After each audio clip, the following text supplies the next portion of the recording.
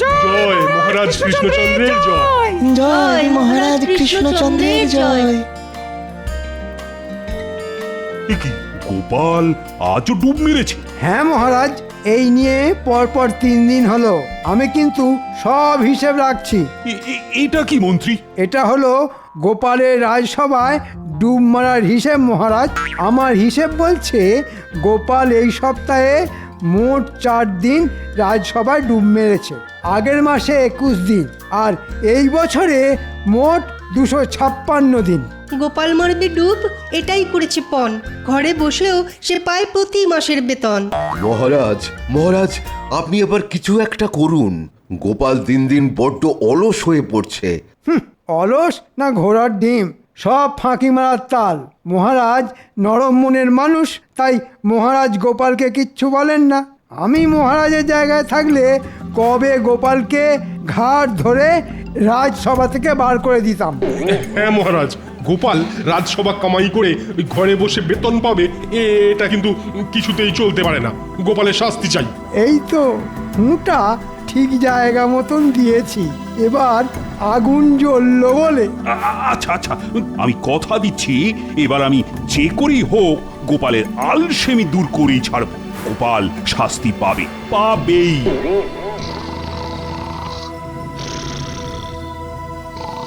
উফ, সংসারের জন্য খেটে খেটে জীবনটা শেষ হয়ে গেল আমার। ওদিকে মহারাজ বেলা অবধি নাক ডেকে ঘুমিয়েই চলেছে। এই বলি শুনতে পাচ্ছ? জানি তো এখন কোনো কথাই মহারাজের কানে যাবে না। আজ আমার একদিন কি তোমার একদিন। এই বলি তুমি উঠবে? অনেক হয়েছে আর নয়। আজ জম্মের মতন তোমার ঘুম বার করছি আমি।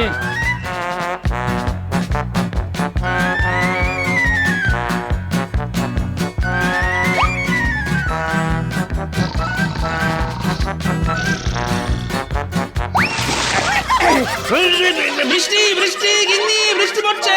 আমাদের ঘরের চাল ফুটো হয়ে গেছে গিন্নি। বৃষ্টি বৃষ্টি। না, বৃষ্টি নয়, আমি তোমার গায়ে জল ঢেলেছি। আচ্ছা, সকাল সকালে কেমন রসিকতা গিন্নি। সকাল আবার কাল হবে গো। এখন সকাল গড়িয়ে বেলা হয়ে গেছে। বলি এবার উঠে একটু রাজসভার দিকে যাও, গিয়ে মহারাজকে নিজের সোনার চাঁদ পানা মুখটা একবার দেখিয়ে এসো। গত 2 দিন তো রাজসভায় ডুব মেরে ঘরে বসে মোষের মতন ভসমস করে ঘুমাচ্ছ। এমন চলতে থাকলে না মহারাজ কোন দিন না কোন দিন তোমায় ঘাড় ধরে রাজসভা থেকে বার করে দেবেন। বলি তখন খাবো কি? এই বলি তুমি উঠবে? বাপরে বাপ, গিন্নির গলা তো নয় যেন ফাঁকা কলসি। তোর একটু শান্তি করে ঘুমানোর উপায় নেই? এটাই একবার রাজসভায় গিয়ে মহারাজকে নিজের মুখখানা দেখিয়ে আসি।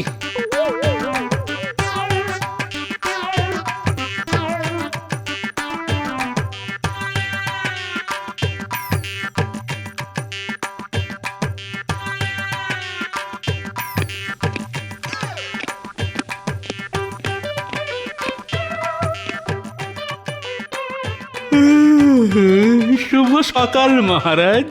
হ্যাঁ, বলো কি গোপাল, এখন শুভ সকাল? আগে সেটা বলতে হয় বলে বললাম মহারাজ। আমার কাছে আজ অশুভ সকাল, কারণ আমার গিন্নি আমার কাঁচা ঘুমটা চটকে একেবারে চচ্চড়ি করে দিয়েছে মহারাজ। তাও ভালো, গোপালের মুখটা আজ দেখা গেছে, না হলে তো তুমি আজও রাজসভায় ডুব মারতে গোপাল। ও, আমার মুখটা না দেখলে বুঝি আপনার ভাত হজম হয় না মন্ত্রী মশাই? বেশ তো, রোজ খাওয়ার পর আপনি আমার বাড়িতে এসে আমায় দর্শন করে যাবেন, তাতে ভাতও হজম হবে আর আপনার ঘুমটাও ভালো হবে। দেখেছেন মহারাজ, গোপাল একে দেরি করে এসেছে, তার উপর কেমন মুখ চালাচ্ছে।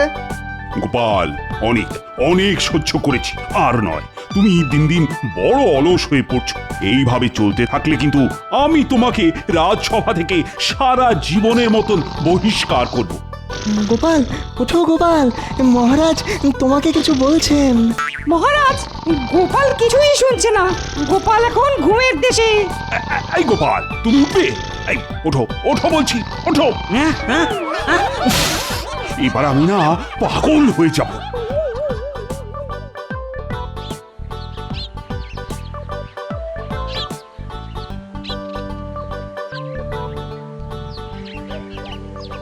গোপালের আলসেমি কিভাবে দূর করা যায় সেই নিয়ে কিছু ভাবলেন মহারাজ? ভেবেছি মন্ত্রী, অনেক অনেক ভেবেছি। প্রণাম মহারাজ, আমাকে আমাকে ডেকে পাঠিয়েছেন। শোনো রাজবৈদ্য, তোমাকে গোপালের জন্য এক বিশেষ পাচন তৈরি করতে হবে, যেটা খেয়ে গোপালের আলসেমি বুঝলে ওই সারা জীবনের মতন পালিয়ে যাবে। আলসেমি দূর করার পাচন? ঠিক আছে মহারাজ, ঠিক আছে। আমি আমি এক্ষুনি বাড়িতে গিয়ে ওই আলসেমি দূর করার পাচন বানিয়ে নিয়ে আসছি। বেশ, আজ রাজসভায় আমি নিজের হাতে গোপালকে সেই পাচন খাওয়াবো। যে করেই হোক আমি গোপালের আলসেমি দূর করেই ছাড়বো। মহারাজ, আপনি কিন্তু কথা দিয়েছিলেন যে আপনি গোপালকে শাস্তি দেবেন।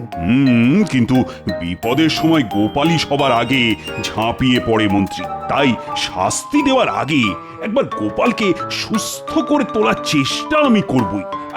তাতেও কাজ না হলে তারপর আমি গোপালকে শাস্তি দেব।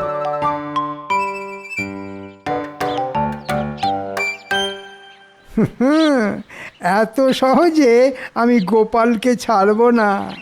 গোপালের একটা শাস্তির ব্যবস্থা করে তবেই আমি ছাড়বো, এই বলে দিলাম।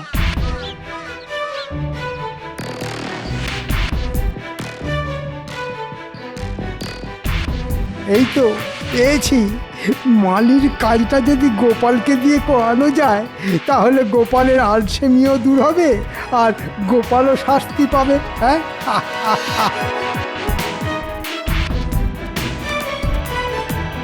এই যে এদিকে শোন শোন, এই যে বলুন মন্ত্রী মশাই। আজ থেকে আগামী 7 দিন তোমার ছুটি। মহারাজ বলে দিয়েছেন আগামী 7 দিন তোমাকে আর রাজবাড়িতে আসতে হবে না। হ্যাঁ, মহারাজ বলেছেন? কই, উনি তো কিছু। আমার কথা বিশ্বাস হচ্ছে না? বেশি কথা বললে মহারাজকে বলে তোমার সারা জীবনের ছুটির ব্যবস্থা করে দেবো, সেটা ভালো হবে? না না, এমন করবেন না মন্ত্রী মশাই, এমন করবেন না। তাহলে এখনই বাড়ি পালাও, পালাও। আর আগামী 7 দিন রাজবাড়ি মুখো হবে না, এই বলে দিলাম। আচ্ছা মন্ত্রী মশাই, আচ্ছা।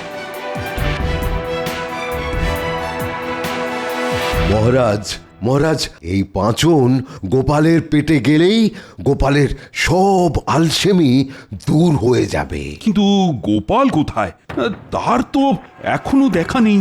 গোপাল আজও সময় মতন রাজসভায় এলো না। এই নিয়ে মোট 5 দিন হলো। আমি কিন্তু সব হিসেব রাখছি মহারাজ। প্রহরী, ও প্রহরী!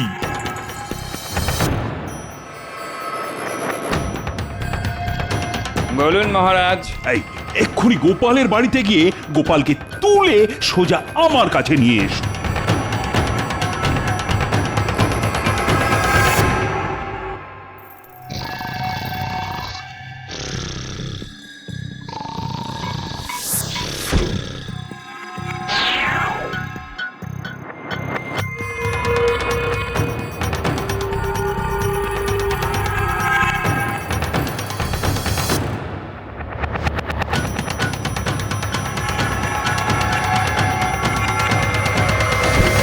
গোপাল, হাই গোপাল, ওঠো ওঠো বলছি।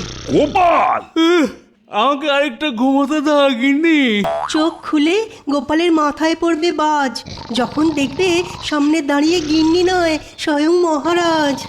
রাজবৈদ্য, নিয়ে এসো তো, নিয়ে এসো তোমার পাচন। আর মন্ত্রী, তুমি গোপালের মুখটা খুলে ধরো।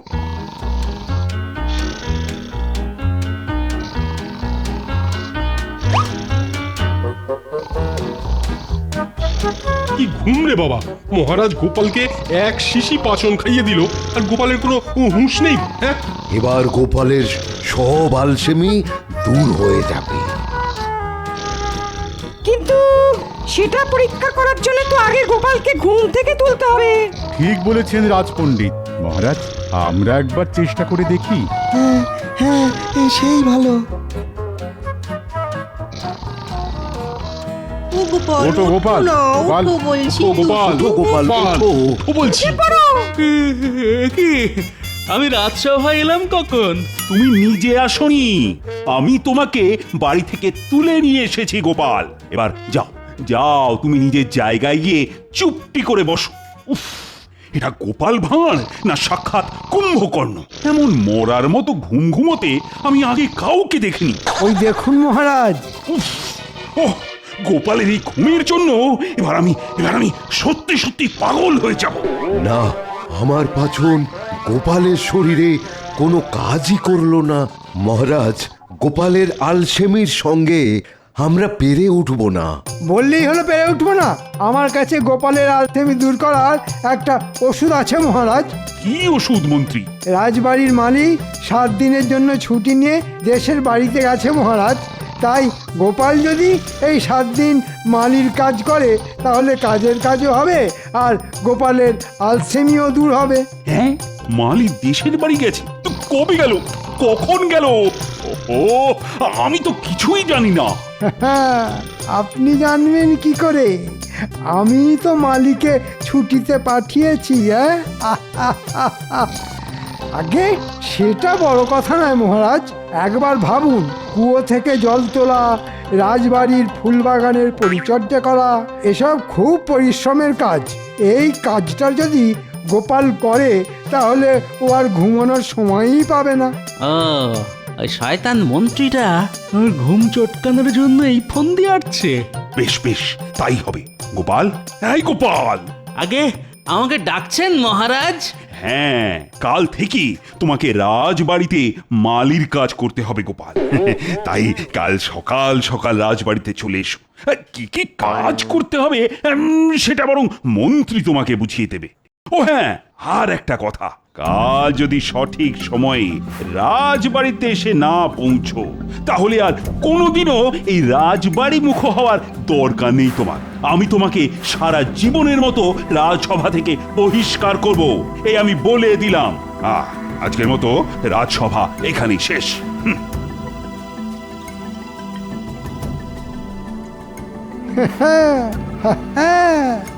এবার গোপাল তুমি পালাবে কোথায়? যা, মহারাজ আমার উপরে খুব রেগে আছেন বলে মনে হলো। না না, এত সহজে আমি মন্ত্রীকে ছাড়বো না। আমার ঘুম যে চটকাবে, আমি তাকে চটকে একেবারে চচ্চড়ি করে ছাড়বো।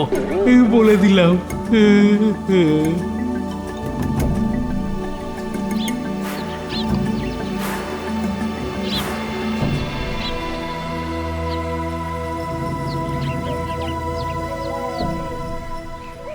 এই যে গোপাল, সঠিক সময়ে চলে এসেছে দেখছি।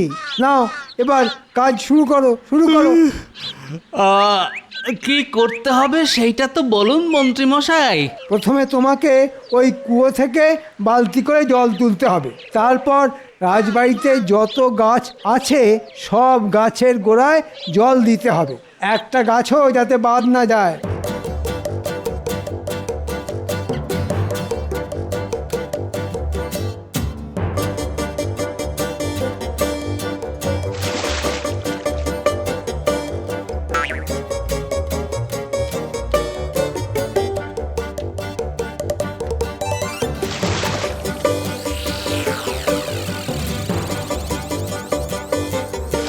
ওরে বাবারে, এই যে বড় পরিশ্রমের কাজ।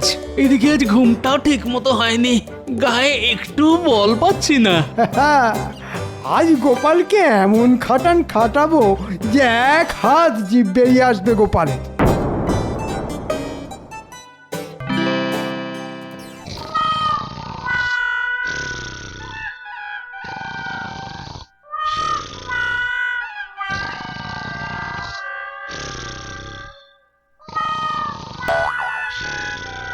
একটু চোখ সরিয়েছি অমনি ঘুম।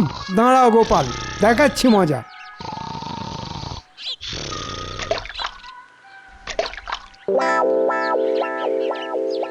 তাড়াতাড়ি হাত চালাও গোপাল, তাড়াতাড়ি হাত চালাও। আর শরীর চলছে না মন্ত্রী মশাই। একটু ঘুম। খবরদার নয় গোপাল, চোখ বন্ধ করলেই গায়ে জল ঢেলে দেবো, এই বলে দিলাম। না, মন্ত্রীটা বড্ড বার বেড়েছে দেখছি। ঠিক আছে, কালকের দিনটা আসতে দাও, আমিও দেখবো মন্ত্রী তুমি কি করে আমার ঘুমে বাধা দাও।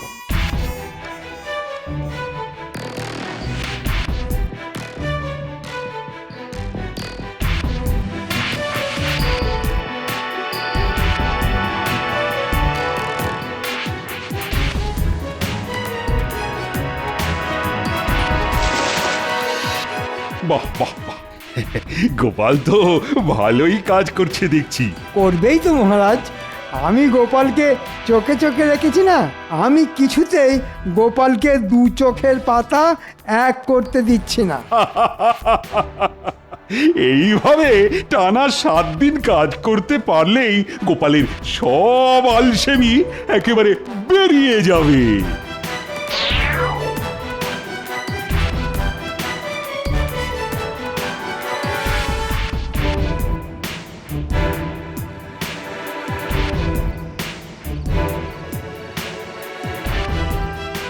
ওরে বাবারে, আর পারছি না। এ কি এ কি, তুমি উঠোনে শুয়ে ঘুমোবে নাকি? এই ওঠো ওঠো ওঠো। আর ওঠার শক্তি নেই গিন্নি। ওই শয়তান মন্ত্রী আর মহারাজ মিলে আমার আলসেমি দূর করার জন্য আমাকে পুরো গাধার মতন খাটিয়েছে আজ। যাক, এইবার যদি তোমার ঘুম কমে। গোপাল ঘুমোবে, কাল সারা দিন ঘুমোবে, ওই শয়তান মন্ত্রীর সামনেই ঘুমোবে, মন্ত্রী কিচ্ছু বলতে পারবে না।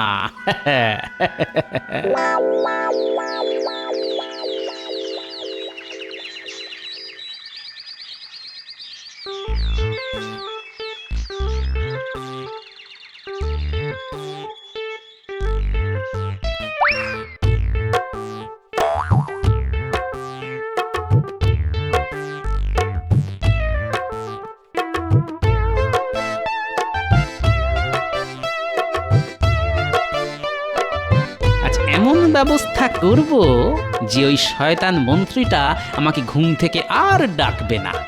কাল একটুও ঘুম হয়নি, আজ থেকে নাক ডেকে ঘুমাবো আমি। এইবার জমবে খেলা।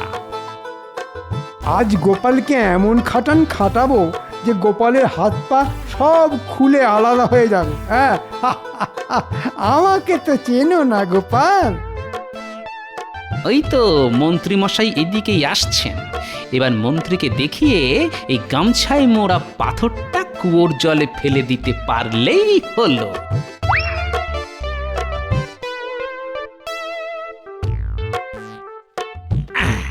গোপাল ওটা কি ফেললো? ব্যাস, এবার আমি নিশ্চিন্ত। মহারাজের দেওয়া সব সোনা দানা আমি আমার গামছায় মুড়ে এই কুয়োর জলে ফেলে দিলাম। এবার চোর ডাকাতের হাত থেকে মুক্তি। যখন দরকার হবে তখন এসে বার করে নিয়ে যাব। যাই, এবার কাজ শুরু করি। ও, এই ব্যাপার। আমি যে সব দেখে নিলাম এটা গোপাল জানতেই পারেনি। কাজ করতে করতে গোপাল আজ আবার ঘুমিয়ে পড়বে, আর সেই ফাঁকে আমি তোমার সব সোনাদানা জল থেকে তুলে নেব গোপাল, বুঝেছ?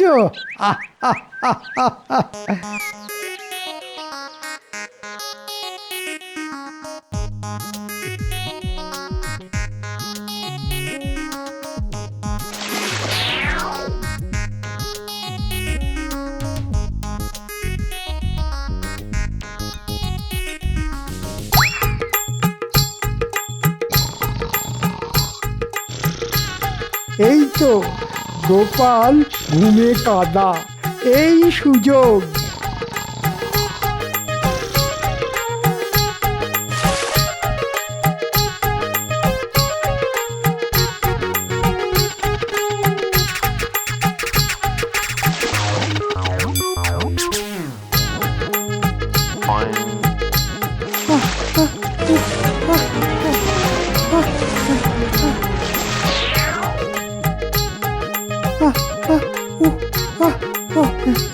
না না, হাল ছাড়লে হবে না, হাল ছাড়লে হবে না। না না না না, ঠিক আছে, আবার তুলি।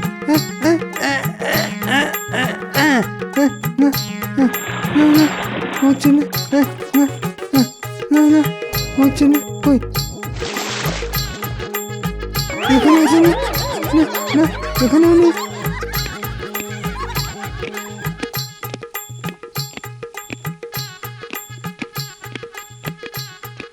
যাই তো, গিয়ে একবার দেখে আসি গোপাল কেমন কাজ করছে।